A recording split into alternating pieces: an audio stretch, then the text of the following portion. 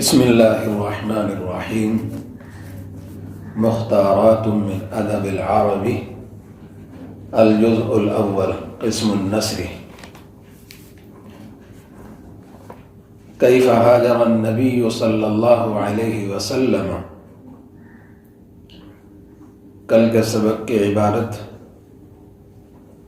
قالت عائشة فأتى ابن الدغنة إلى أبي بكر فقال قد علمت الذي عاقدت لك عليه فإما أن تقتصر على ذلك وإما أن ترجع إلي ذمتي فإني لا أحب أن تسمع العرب أني أخفرت في رجل عقدت له.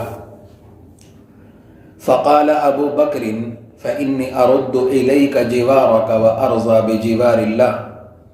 والنبي صلى الله عليه وسلم يومئذ بمكة فقال النبي صلى الله عليه وسلم للمسلمين إني أريد دار هجرتكم ذات نخل بين لابتين وهما الحرتان فهاجر من هاجر قبل المدينة ورجع عامة من كان هاجر بأرض الحبشة إلى المدينة وتجهز ابو بکر قبل المدینة فقال له، تو ان سے کہا یعنی حضرت ابو بکر صدیق رضی اللہ تعالی عنہ سے. قال مضارع یقول اور مصدر قولا. فقال له رسول اللہ صلی اللہ علیہ وسلم، رسول اللہ صلی اللہ علیہ وسلم نے ان سے کہا یعنی حضرت ابو بکر سے، علی رسلک، ابھی رکو، رک کر جلدی نہ کرو، تھوڑا انتظار کرو. فإنی ارجو، مجھ کو امید ہے، فإنی ارجو، مجھ کو امید ہے، ان یؤذن لی، کہ مجھ کو اجازت دی جائے گی، اللہ کی طرف سے ہجرت کرنے کی اجازت ہوگی. فقال ابو بکر، حضرت ابو بکر بولے، وَهَلْ تَرْجُو ذَلِكَ، کیا آپ کو اس چیز کی امید ہے؟ بِأَبِي أَنْتَ، میرے باپ آپ پر قربان، بِأَبِي أَنْتَ، میرے باپ آپ پر قربان. قال نعم، آپ نے فرمایا ہاں. قال نعم، آپ نے فرمایا ہاں. فحبس ابو بکر، تو روک لیا حضرت ابو بکر نے. حبس روک لینا، یحبس حبسا روک لینا. فحبس ابو بکر، تو حضرت ابو بکر نے روک لیا. نفسہ، اپنے آپ کو، نفسہ، اپنے آپ کو.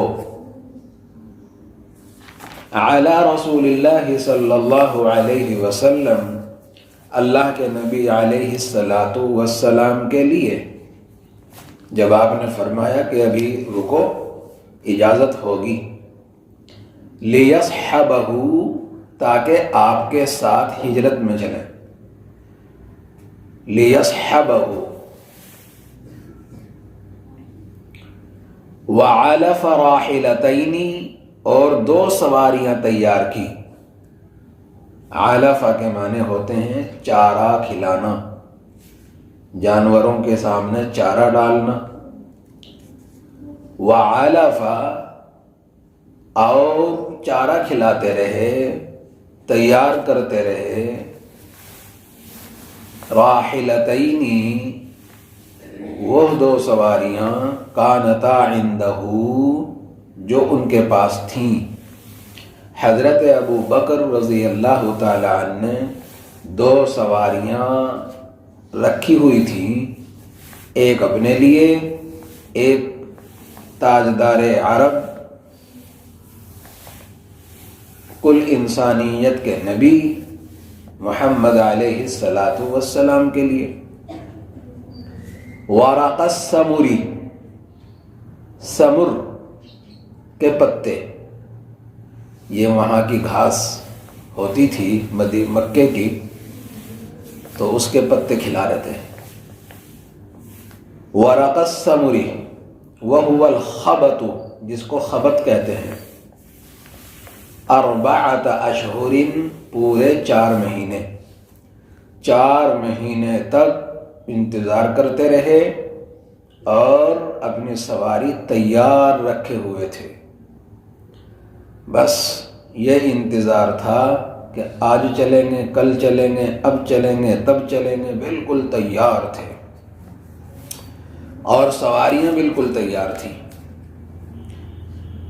فقال له رسول الله صلی اللہ علیہ وسلم على رسلك فإني أرجو أن يؤذن لي، فقال أبو بكر، حضرت ابو بکر، فقال أبو بكر وهل ترجو ذلك بأبي أنت؟